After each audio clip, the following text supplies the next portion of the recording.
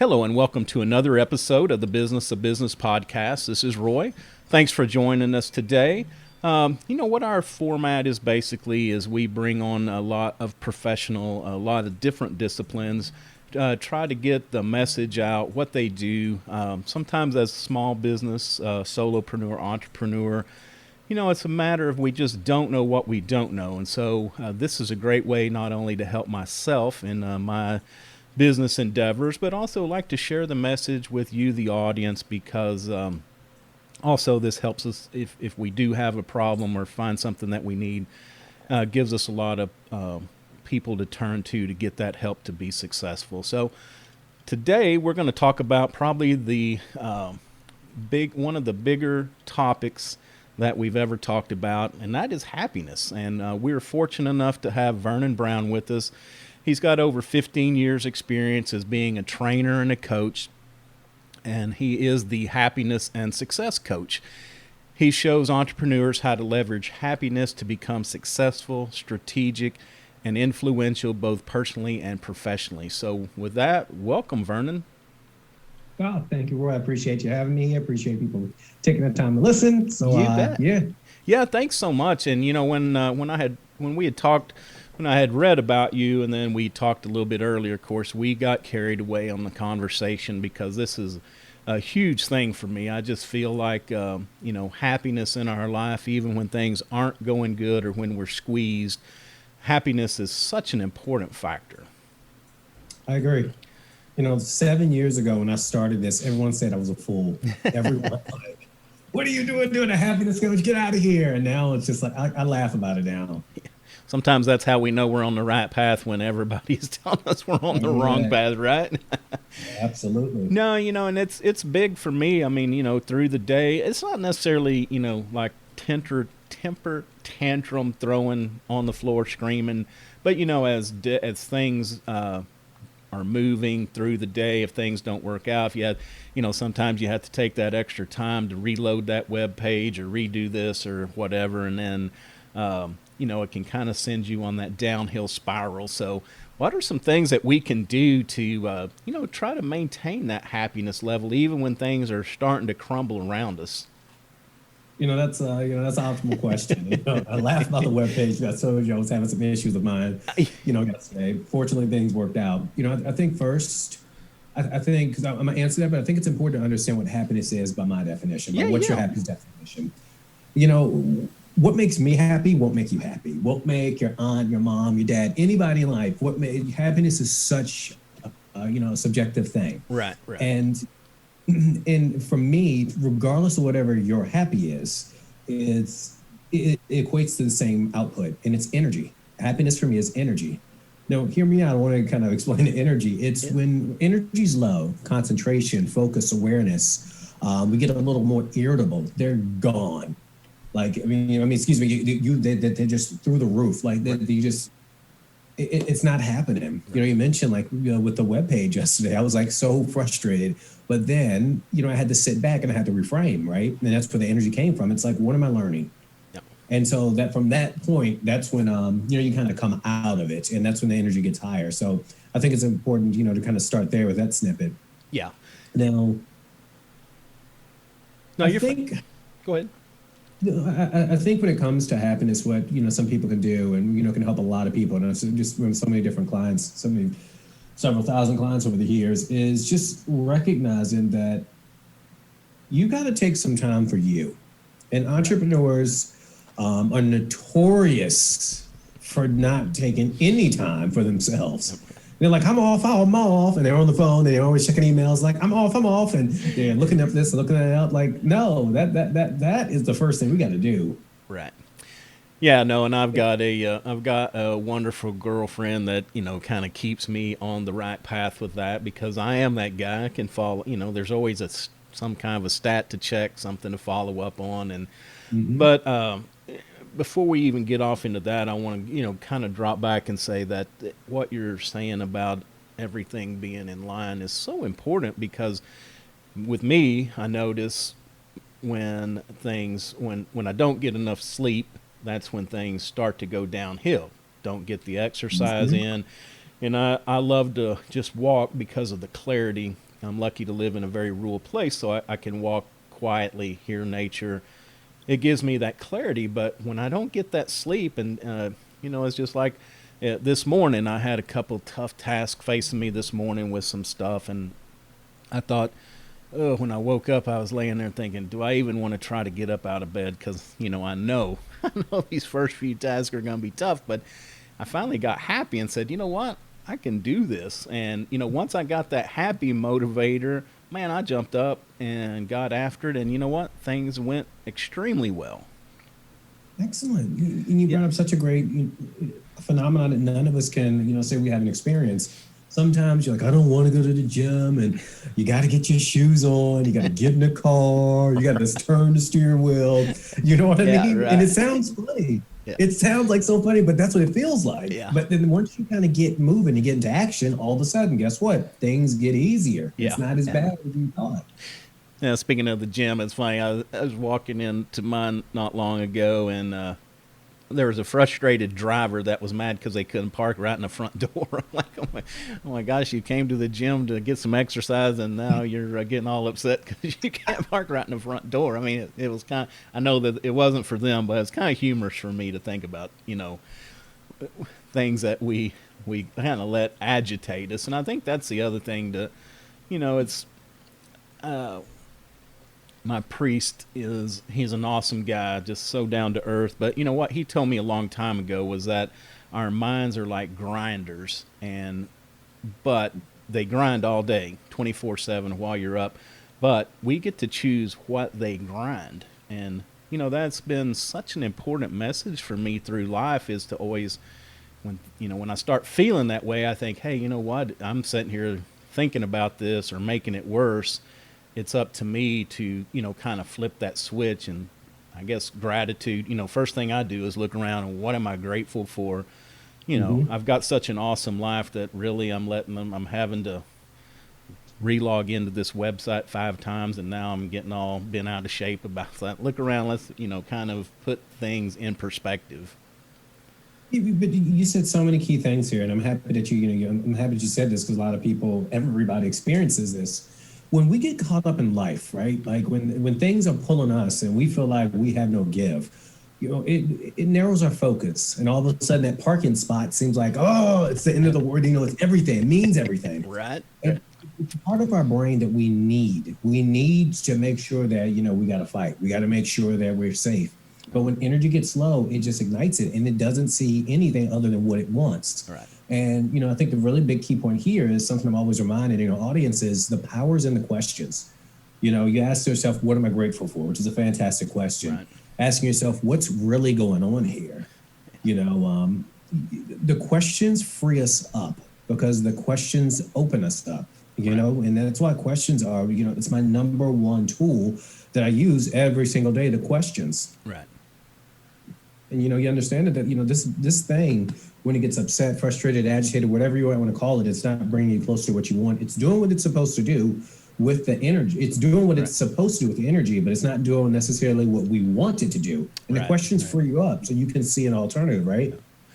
Yeah, and I think, the other thing to this is that when we start getting frustrated, we have an unfortunate pattern of taking it out on others that are around us. So, that's one reason why I try to keep myself in check, is because, I don't want to, I'm upset about something else that's going on. I don't want to come on here and, take it out on Vernon or whatever. It's not, you didn't have anything to do with it. Sometimes you're just the victim in the fallout from people. But I think if you have staff working for you, it's super important to be in touch with yourself. And it's not bad that you get that way. I don't think. It's just more recognizing that you're going down that path, and you have the power to change that. You're right. It's anger, whatever that feeling is that you find unpleasant. It's not bad to feel it. It's just recognizing you don't have to stay there long. People will come up to me and it's like, well, you're the happy guy. You're not allowed to have a bad day. And I'm like, bull butter. I'm not, Like, absolutely. I have bad experiences. Like I mentioned the website, I was frustrated, and it took me about 10 minutes. I used to have a quick story. I used to have a horrible temper, and I'm not proud to say this. Yeah. We're talking 15 years ago. And I've heard you use the word think a few times. What stopped me from having a bad temper was that I realized I can't think and be angry. You can just be angry and you'll attack anybody who's near you. You know what I mean? Like you'll attack anything because it's the closest thing to you. Right, right. And when I recognize that, I'm like, wait a minute, I'm not in control, and that's not cool. Yeah. But it's such an amazing phenomenon. The beauty of it is setting. One of the things you can do to give somebody some strategies is I always let people know these are called positive brain breaks. Okay. 1 to 2 to 3 minute brain breaks a day will change so much. Yeah. Like even right before we got in the call, my son, we're on the home working and we're doing homeschooling and everything. He like drove me up a wall. And what did we do? We sat down and we started watching Moana. We started like, that's my movie, right? And we're singing, how far I go. And I forgot everything that was going on. Right. But if you're having a tough time, you strategically, and I encourage every entrepreneur to do things like that. Take a walk, ride in a car with your tinted windows and scream when no one's around just to kind of get that energy out. But those brain breaks can be such significant, impact. Yeah. Yeah. Listen to Madonna, Who's That Girl, when you're upset. Yeah. Well, that's important, for me, not only, and this is a twofold situation, but getting out and walking for that 15 minutes clears my head. And, I do have to say that my girlfriend gets she's nervous when I come back from walking by myself because I had 25 ideas in this little 15-minute walk. She's like, oh my God, you've had way too much time to think there. But what you had said earlier about taking a brain break is I'd read a study not long ago, and this works for entrepreneurs as well as our children, that we are so scheduled from the time we wake up to the time we go to bed that we never take that little break. But that break is where we find our creativity. And, I think the study was based on children more or less, but I think it applies to us that instead of giving them that, like for me, I'm of an age that, we didn't have a lot of TV or we didn't have any electronics for sure. So when we went outside during the day, we had to figure something out, whether we were riding bikes, throwing a baseball, football, playing hide and seek or whatever. But we had to be a little creative in figuring that out. And unfortunately, we just don't give ourselves that space anymore. I love everything that you just said. It's something that, I really sat back, especially being a father, that really stood out to me.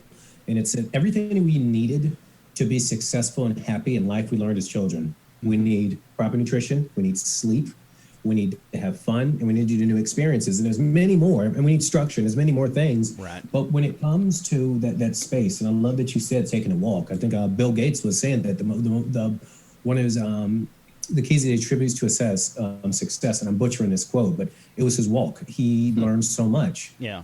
And one of the things I demand actually entrepreneurs and my clients to do is you have to take thinking time every single week. Right. And you're like, what do you mean thinking time? I said, you need to take at least 2 hours. I'm not saying you got to do 2 hours in blocks. You go take a walk. One of the things that I do is I lock myself in a room with my whiteboard, and I'm not allowed to stress. I'm not allowed to worry, but I have to sit there and think. It's because with business owners, especially, we got into business because we thought we would be successful, right? And so for us to get to the next level, or for us to create gaps, or for us to kind of work smarter, you need to think. Right. And it's a powerful thing. It's something that we used to do with kids. We let them play. Adults don't play enough. Right. And when you're not thinking about what's wrong and you're playing, you start coming up with all of a sudden these solutions. All of a sudden you start seeing different opportunities. Yeah. Yeah, a guy I know that's a fitness instructor. He just told me this the other day. He's like, we don't stop playing because we get old. We get old because we stop playing. And I think there's so much power in that statement. George Bernard Shaw, wasn't it? Wasn't it? It could have been. Yeah, he just told me the other day, but I thought it's very good because that's right.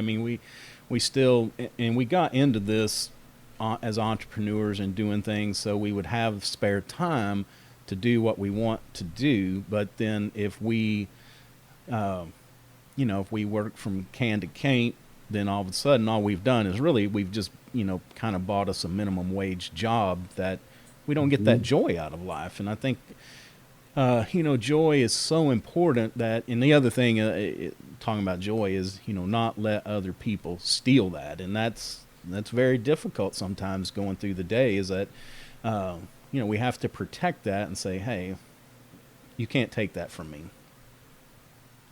Right. Again, so many key things you're hitting on. I just made a post about this, about every relationship is a chemical reaction. And you need to make sure, are you getting positivity out of your reaction? Are you getting platinum out of your interaction? Yeah. Or are you getting negativity? Are you getting pessimism? Are you getting cold? And especially now with so many different things going on, I call it the Great Reset, not to diminish the tragedies that have happened, but to recognize that there's a lot of time for us to grow even more right now. And that's what I call it the reset. Right. But we need to guard ourselves, guard your mind. Like when we hit it off, we had our call the first time just to see if we're a good fit. We were like, oh man, got this idea, or we're gonna have a good time. Like when you get that relationship like that, like picture having 10 conversations like that a day. Like look what that would do for you. Yep. And it's not just because it just fills you up, but look how much more you can give. Like, oh, hey, no problem. Let me help you. Let me grab that door for you. Let me do this. Like it feeds off of it. Yeah. And there's some people, especially with the holiday season, out and about, and it comes every year. I let people know there's some people that you need to feed with a long-handled spoon. You need to love some people from afar. Right. I don't know about you, but I got a couple of them in my family. Yeah, and there is nothing wrong. We have this conversation around our family a lot. Is that you don't get to choose your family you're born into them. That doesn't mean we love you less, but you're right. Sometimes that long-handled spoon. I like that. I like that analogy. I talk with someone and they're dreading the holidays, and I'll just ask them. I was like, "So what's the time limit?" I'm like, well, what do you mean? It was like, you're telling me they make you miserable, they judge you, and this and the other. You do realize it's like, since you don't have to stay there the full day, how long can you stay that you can show some love? And they're like, oh, I never thought of that. But it's like, now that you all have, how long would you like to be in misery? An hour? Right. Yeah. Well, it's not to make fun of people or somebody, but some people are in different places in life, and it might not be in alignment with yourself. We're all trying to figure things out. I don't know about you, but I didn't get the manual on life. Yeah, right. And when people are trying to figure some things out, they can be a particular way that might not suit you. Now, what you just mentioned, though, is you don't have to be around them. Right. I mean, you can still love them. You might love them, but not their ways, and that's okay. Yeah. But I challenge everyone, if you really want to see a significant impact in your life, this probably number 2 is your environment. There is no man or woman greater than his or her environment. Yeah. If you are in a negative, judgmental, critical place, it is incredibly challenging to get out of it. Trust me, I came from that. Yeah.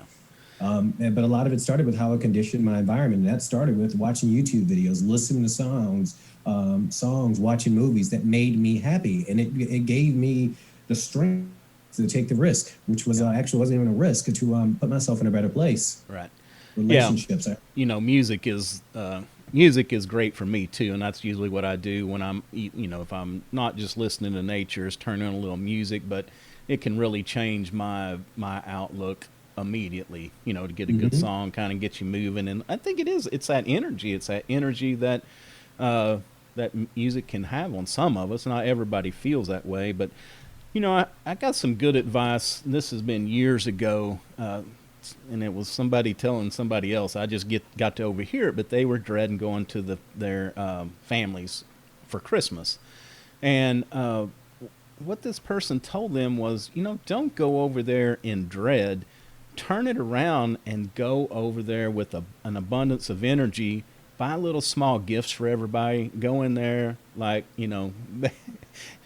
she actually used these terms. That go in there like you're the cat daddy, and you're happy. You're not dreading to be there. Mm-hmm. And it was amazing that this other guy that did this came back after Christmas and said, "Oh my gosh, it was a totally different experience," because I think what he said was the dread that I had to do this was what was bringing all this negative energy in.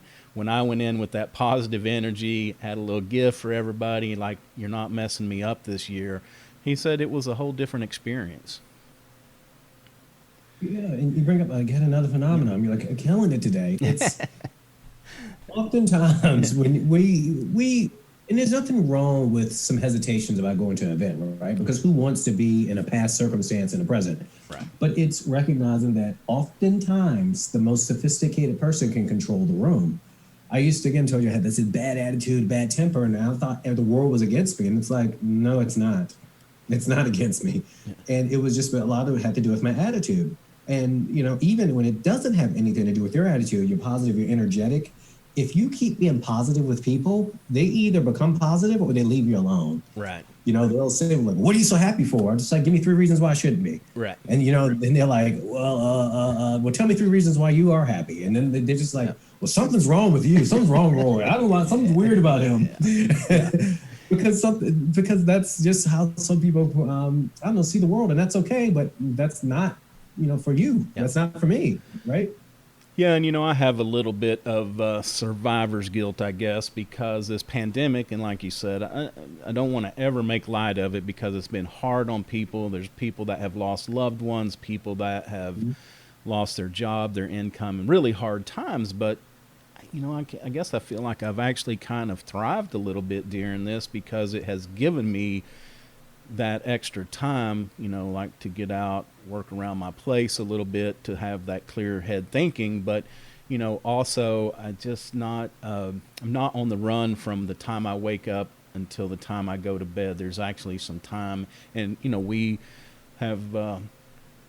actually embraced cooking. We used to pretty much eat on the run, but now we're getting in the kitchen, cutting up some stuff, trying some different recipes. And, it's not only good togetherness time for us, but I've actually kind of found it a little fun and a little interesting to what you can create. So, but I know that I know there are people that haven't had that luxury. So, what about that? What's how people, like I said, I try not to be too bubbly about that because it's like, well, you never know the other person's situation, and I sure don't want to make light of things. But, that survivor's guilt, it can be a kind of a real thing. Yeah, it's, I appreciate you being so open and honest about that because this is a subject I talk about often with many clients and just some loved ones. It's not, for me, it's not that it's hard to, celebrate a lot of the good times and how, like, you've experienced some positives in the pandemic, for everything that's going on. And that's the way we might want to play small. It's why I'm just a big fan of everything I have going on. I've called it double down. Like, we need to double down and talking about the wins, because what's happening is the wins are being overcast by the negative. Right. And it's, at the pandemic, I was talking to, a couple of my clients and agents, and they didn't want to talk about their successes. Yeah. And a couple of the entrepreneurs in the metal fabrication, they didn't want to talk about their successes with family members. I was like, you need to talk to them. You need to share these things because right now people are looking for hope. Right. People are looking for reasons to smile. And you turn on the news and you're going to find out 5 things that you need to curl up in a ball for. But you need to find that one thing or that one person who's like, we can do this. Right. And that's why I've actually doubled down on my messaging, because people need to recognize we must endure. Right. And we're not going to endure sitting back playing small. Right. We've got to travel. We got to do some things where you can find strength in others' success, where you can recognize maybe that can be me. Right. Because oftentimes, like, we think playing small helps us, and it's not that ever want to overshadow the tragedy. We don't want to overshadow the losses, overshadow the struggles, people losing their job. If people got, all my clients, they're not all entrepreneurs, but there's a few of them that have lost their jobs. But guess what? We found better ones. Yeah. Because if you're looking for the pain, you will find it. But if you're looking for the win, it's there. Yeah. But you got to look. Yeah. And I think that's important even in normal times, is that, we go through the day and we have 1 or 2 things that maybe didn't go right or something went bad, and we can tend to focus on that instead of saying, what about the other 10 things that went extremely well? I guess we just, I don't know if it's humans or conditioned as children, or I don't know why, but it seems like we can always focus on that negative instead of, there's one negative and we'll focus on that instead of the 10 positives. Well, you right on the head. You hit it. It's because this thing, this organism, was designed to keep us safe. It's not designed to keep us happy. And the negativity sticks to us like Velcro. Sticks to us. You don't even have to try. Yeah. You don't even have to try to find something wrong. Right. But positive rolls right off your back like, Teflon, right? Right. And we have to flip that switch, and you do it with practice. You do it around being around people who have something that you would like to have. Hey, I want to smile more. I want to have a big smile like Roy. I love that. And you got to be around people. And there's a few more things you can do, but we got to do that. We have been taught to play small all of our lives. I'm a huge believer of that. You know, if you say, you know, people would say things to us like you're younger, like, oh, maybe you don't be too full of yourself, or don't get a big head. And over a while, I mean, there's a few more things, and I call those interjects that have taught us don't let little Johnny look bad, don't make him feel bad. Right. And you don't want to make anybody feel bad, or get the sense of feeling bad, right? Or feeling small. But so we do these things habitually without even thinking about it. And one of the big things, like I tell people, you need to know 5 things that makes you amazing. There's many more about you that makes you amazing, but you need to know those and be able to step into those. Right. Because people are looking for permission to be more positive and be who they would like to be. But I work religiously to let people know what they're amazing at. Yeah, and I think it's that's a good point to think about too. Is that we can be happy without being obnoxious. I mean, I don't have to be I have to be mean to somebody else to, you know, rub in my successes, my day, and of course, you know, not what I was talking about. More or less, a lot of that's thinking to myself. But it's a good point. Is that, you know, sometimes some people have that tendency to. They need to make people around them feel small in order to make themselves feel big. And, you know, I kind of look at it the other way, is like, what can we do to build people up around us? Because there's enough room for everybody to be successful. There's not a limited number of winners and a number of and everybody else is a loser. We can all be winners and encourage each other. And, you know, you were talking about giving back and what we can do, but I think we have to finally accept we need to do things for others without expecting something in return. And I think that's what frees us, because it can't be like, oh, you know what, I gave this person this and didn't even get a thank you for it. Well, if we're going to give something to somebody, we shouldn't expect anything in return. And that's what frees us to be happy in our heart, not looking for that negative in that exchange. Right. When we go through life, we forget that person that we're connected to, that you might have given that gift to, that card to, that, you know, compliment to, we don't know what they're going through. Right. And sometimes it might take us a couple of minutes, a couple of hours, even a couple of days. You're like, oh my gosh, I am so sorry. You don't know what a person's going through. Right. So many times it's just, and sometimes they don't know what they're going through. They can just feel like, I feel off. I feel weird. I feel they don't know. Yeah. And so they might not have the space to say thank you. Right. For me, it's like you just said, it's recognizing I'm happy that I was able to provide something to someone. I'm happy that I did good. I'm happy because you'd be amazed at how many people, and I'm sure you had this experience where someone might come up and say, like, I am so sorry. I was not trying to be rude. You know, you'll hold the door for someone. It's just a simple gesture, but, you know, they're not trying to be evil. Don't get me wrong. There are some knuckleheads out there. Don't get me wrong. Right. But, you know, looking at, like, right now with the pandemic, I talked to many people early on. And one gentleman, a quick story here, one gentleman reached out to him. His company was going under, and he did lighting. He did AV lighting and everything, you know, speakers, all that good stuff. And his main clientele was colleges and universities. Now, I'm sure you saw that they were shut down at one point, and right now, even at limited capacity. So 70 to 80% of his business is completely cut off. Wow. And he was so, again, rightfully so, my survival, I need to, I'm looking, what do I do? Yeah. And this is kind of our discovery call, and I sat there and I was listening to him. And with me, we can talk about what's wrong for about 5 minutes, maybe 10, but we're going to spend the next 50 talking about what we're going to do. Right. And he was saying, oh, people are dying. And I just sat there and I looked at him. I said, people are dying. He said, yeah, no, people are dying. And then I said, people are dying. And then his eyes started getting really big. And he's like looking at me, and I said to him, where do the deceased go? He's like, funerals. I was like, who's going to a funeral right now? He's like, nobody. I was like, don't you think they need some sort of audio video? And immediately he's like, I gotta go. Yeah.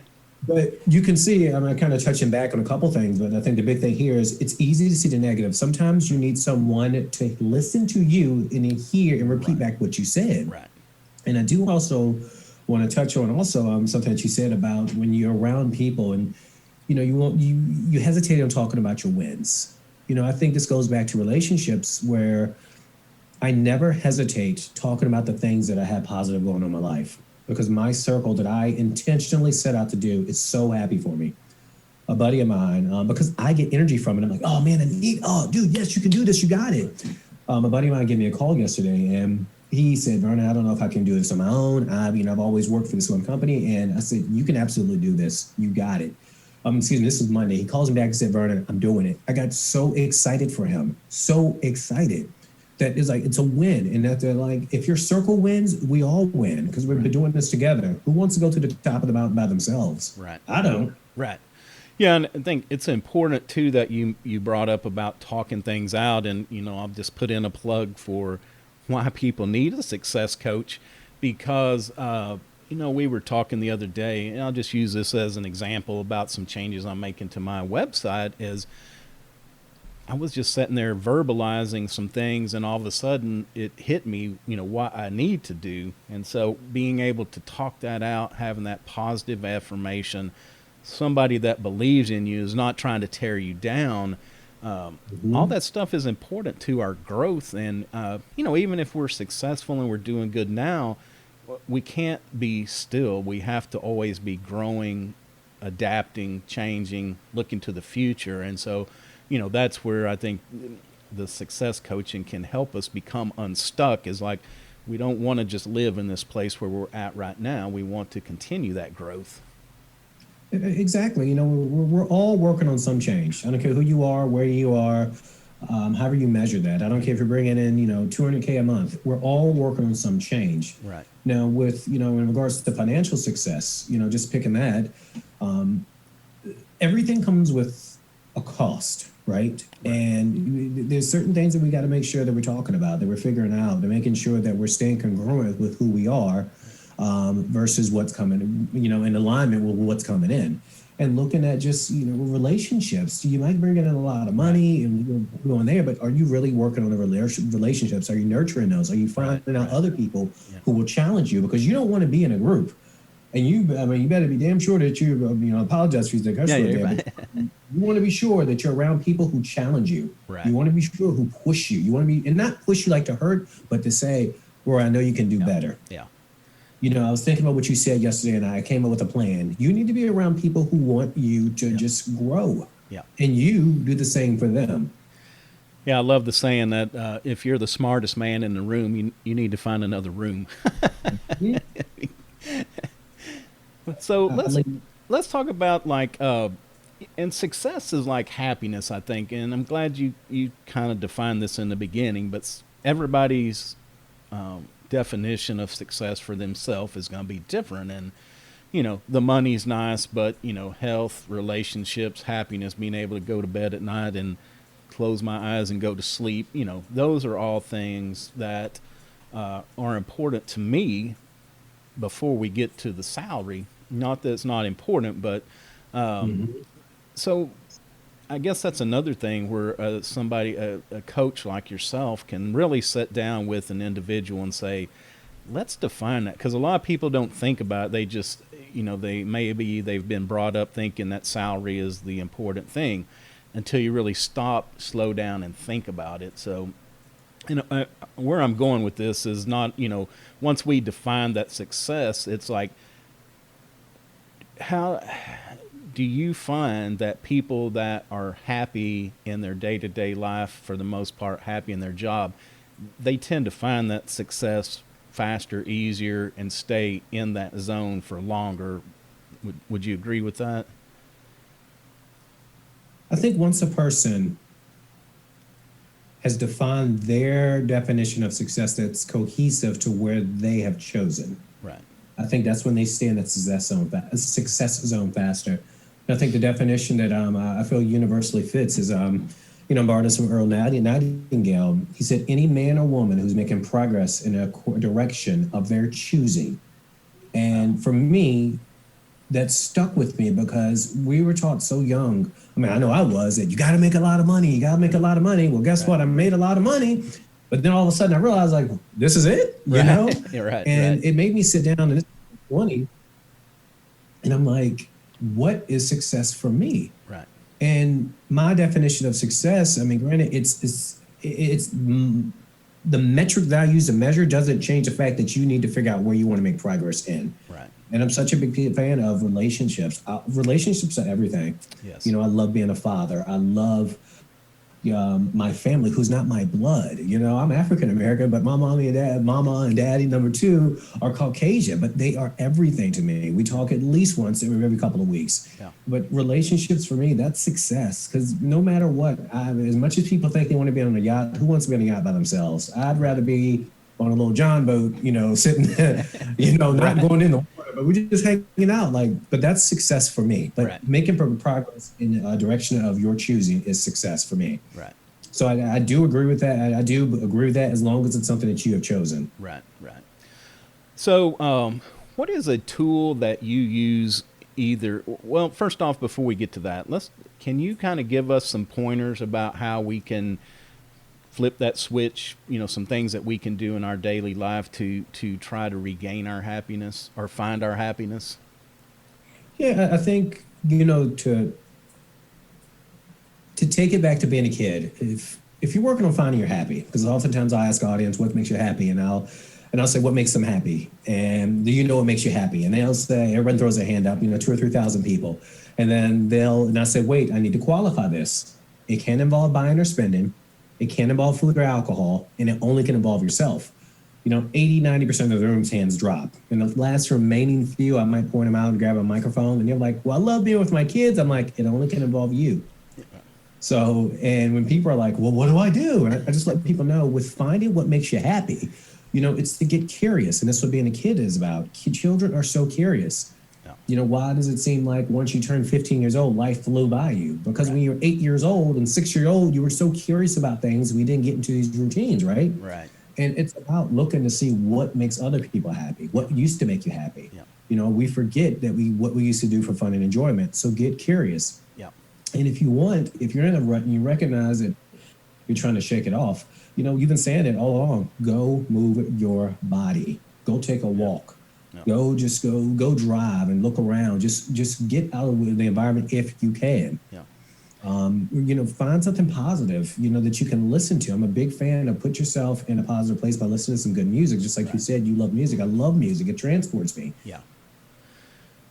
Yeah, I think you mentioned something, and of course we could talk for hours, I know, but the other thing that you kind of hit on there was when you tell people to define their happiness with themselves only, it's a good point that we have to learn to be happy with us. We can't find our happiness in stuff or others, and you know, I went through this it's been 5 years ago now, downsized from, you know, my kids were grown and gone, downsized from the bigger home to a small place, got rid of, you know, 30 years worth of stuff.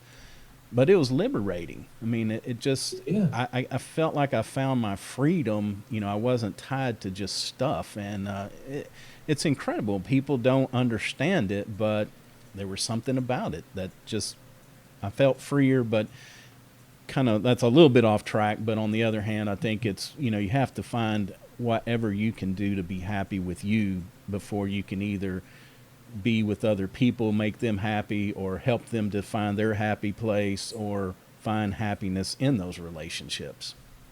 Exactly. You know, I love being with my son, but I also recognize one of my happies is cooking. Yeah. And that's my time where I can just be in the zone, and it's for me. I can do that by myself because I never want to anchor my happiness on my son. Yeah. And I never want him to ever get that sense that without me and him, I won't be happy when he becomes to be older, you know, young man out in the world. Right.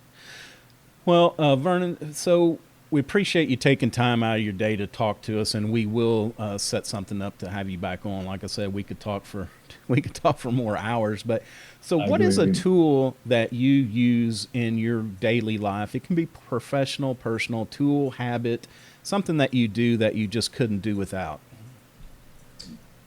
Every morning, this is something that I've done religiously for probably 20 years, is taking a walk. Put my headphones on and I walk. and I don't.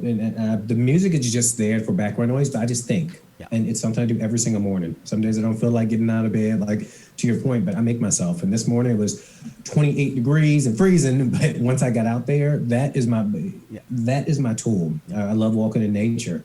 That keeps me centered. Yeah. That's But, awesome. So yeah, and thank- I just want to before we wrap up, I just want to say you're probably one of the most chillest guys I know, and then also you sitting there with the guitar in the background. I mean, couldn't be a more perfect setting. I'm glad you noticed. Thank you. Yeah. Well, so tell everybody who's your customer, what do you do for them, how they can reach out and get a hold of you. All right, so I'll just start off how you can contact me. It's whatsyourhappi.com is my website, and it's happy with an I. Now, before you ask why an I, because you matter. But it's the I is there to wake you up. But you can also email me at vernon@whatsyourhappi.com. Okay. VERNON @whatsyourhappi, and it's happy with an I. Okay. Now, my ideal client is someone who seems a little stuck, who's recognizing that their energy is low, who's recognizing that they don't have the same concentration, the same focus, the same awareness, who wants to figure out what they are successful, but they know they want to be more successful in certain areas. But someone also who's willing to have fun. You know, I think people forget to take fun out of the equation. Like everyone thinks that coaching, I have some people get on the first call and they're like shaking, and I just let them know like that's not the way we roll. Yeah, right. And they're like, what? Because to your point, like I don't do the high stress, get out, do this. I don't yell at people. I would just simply ask, you know, what type of result are you looking for? Right. Are you getting it by doing their current behavior? So what can we do to adjust? What options do you have available? Because when you're having fun, everything that we do sticks faster, way faster. Right. But yeah, that's the best way to get in contact with me and the type of, you know, really cool, fun clients I'm looking for. Okay. Well, great. And I'll post that contact information in the show notes as well as on our webpage when we get there. So again, Vernon, thanks so much for taking time out of your day to be with us. I'm Roy. This is the Business of Business podcast. You can find us on all the major platforms, iTunes, Google+, Spotify, Stitcher, also at www.thebusinessofbusinesspodcast, and we're on Twitter, Instagram, and Facebook as well. So until next time, everybody be happy.